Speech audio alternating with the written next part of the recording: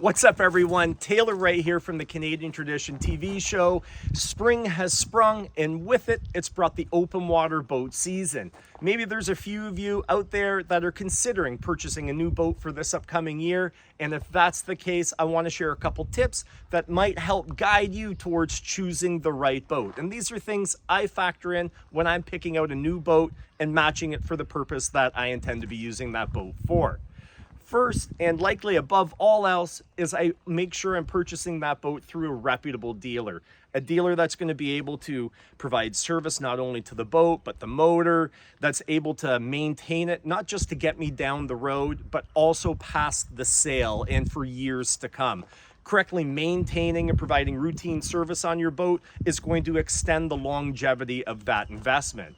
Now that I've got a dealer lined up, I want to start looking at boat brands, and more particular, what their warranty packages are. Having a good warranty package gives me peace of mind that should an unforeseen issue arise, that I can get that covered and that brand is going to help me in years to come. Other options when it comes to warranty packages I'll look at is that warranty transferable to a second owner? Maybe in a few years I elect to upgrade the boat and I want to be able to pass that warranty on. It's going to help boost and hold the resale value of that boat should I choose to upgrade in a few years. Now that I've got a dealer and a boat brand in mind, but before I start thinking about hull style, length or width, or what engine I need on the back, I want to consider 4 main points. And really these points I use to help guide me and steer me towards what boat is going to work for me.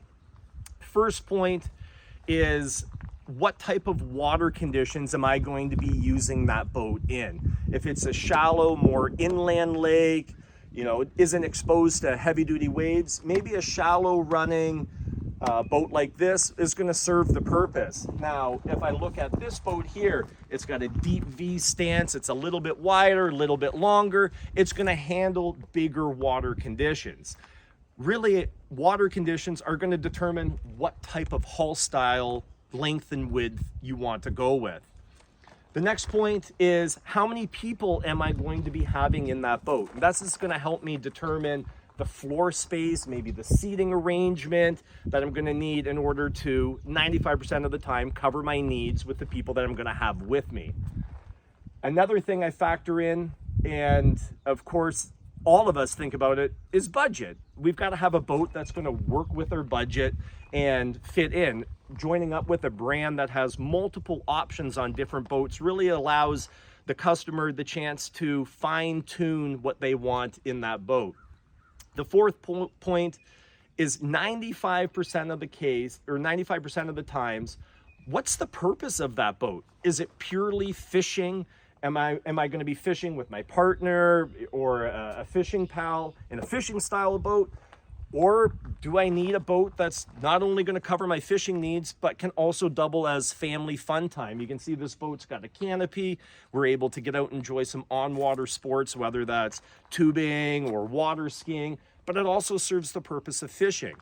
If you can determine really what 95% of the cases or 95% of the times you're going to use that boat for, you'll be well on your way. And those 4 main points will help you determine the size, the length, the layout of what you need in a boat. Now that I've determined that, now is when I start thinking about creature comforts. And let me show you. Both these tracker boats have loads of storage in them. Bow storage, stern storage. This 175 has a beautiful deck on the front that I'm able to fish on, and a good solid deck on the back. Other creature comforts, of course, if you're a family person, a canopy is huge for having kids in the boat, right down to having a good custom cover goes a long way. If you're towing your boat, you're going to want a cover that's not flapping around, that's form-fitted to your boat. So really sticking with a brand that can accessorize your boat really pays off big time. Another thing that I do consider in creature comforts is just the overall length of the package, including the boat, but also including the trailer.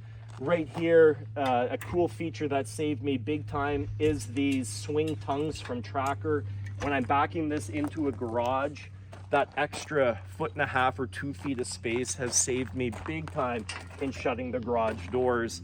Of course, other things like electric motors, battery compartments, whether I'm having a 12 volt, 24 or 36 volt system, I want to make sure that if I need to get to my batteries, I'm able to do that. Both these boats have well laid out battery compartments and storage options, and they have really fit the bill for me.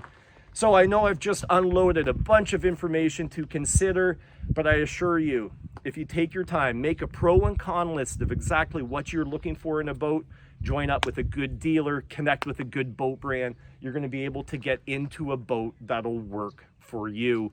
With that, thanks for sharing your time with me. I hope you enjoy this on-water boating season, and always remember to be